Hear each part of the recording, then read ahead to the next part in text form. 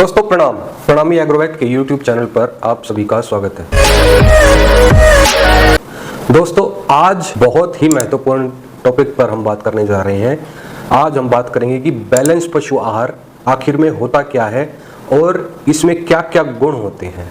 दोस्तों बैलेंस या संतुलित पशु आहार ऊर्जा, प्रोटीन और फैट का एक ऐसा कॉम्बिनेशन होता है जिसके साथ हम मिनरल मिक्सचर, बाईपास फैट और टॉक्सिन बाइंडर डालकर इसको बैलेंस कर देते हैं, जिससे पशु की सारी ज़रूरतें पूरी हो जाती है और पशु स्वस्थ रहता है। वो समय से आगे का हो जाता है, उसकी बच्चादानी प्रॉपर रूप से डेवलप हो जाती है, विकसित हो जाती है, उसमें बीमारियां आने के बहुत कम चांसेस रहते हैं, पशु मोटा तगड़ा रहता है, पशु एकदम हेल्दी रहता है, पशु के अंदर किसी भी तरह की बीमारियां आने के चांसेस बहुत कम हो जाते हैं।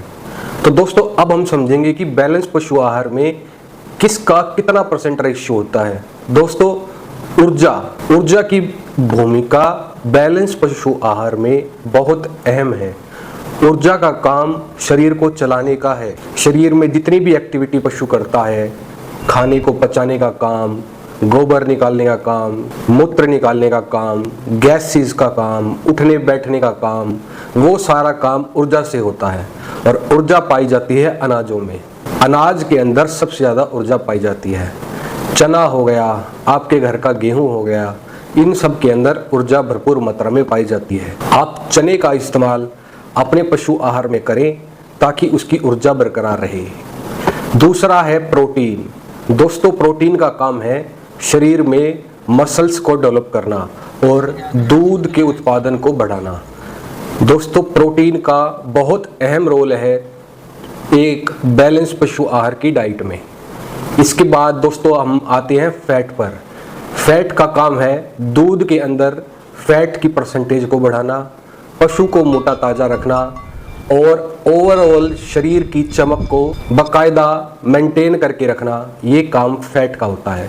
इसके बाद आता है मिनरल मिक्सचर, जो किसी भी अच्छे बैलेंस संतुलित पशु आहार में होना बहुत ज़रूरी है।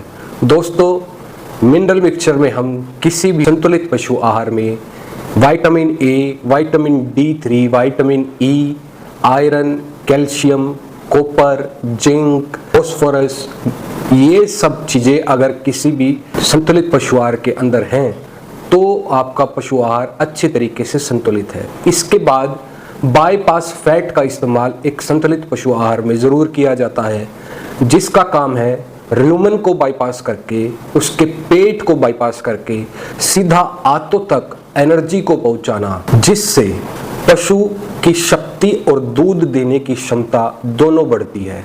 इसके बाद इस्तेमाल होता है टॉक्सिन बाइंडर, जिसको हम हिंदी में जहर काट भी बोल सकते हैं।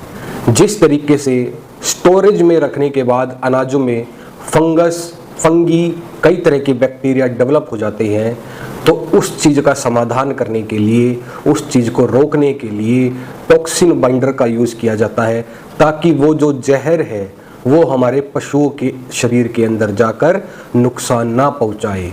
तो जहर काट का इस्तेमाल एक बैलेंस पशु आहार में, उल्ली जहर जिसे भी हम कह देते हैं, उसका समाधान होना बहुत ही ज़्यादा ज़रूरी है। दोस्तों इन सभी चीज़ों का मिश्रण एक संतुलित पशु आहार को एक अच्छा संतुलित पशु आहार बनाता है। अब हम बात करेंगे कि किस चीज़ की कितनी % होनी चाहिए। दोस्तों ऊर्जा के लिए अनाजों की % 40 से 50% होनी चाहिए।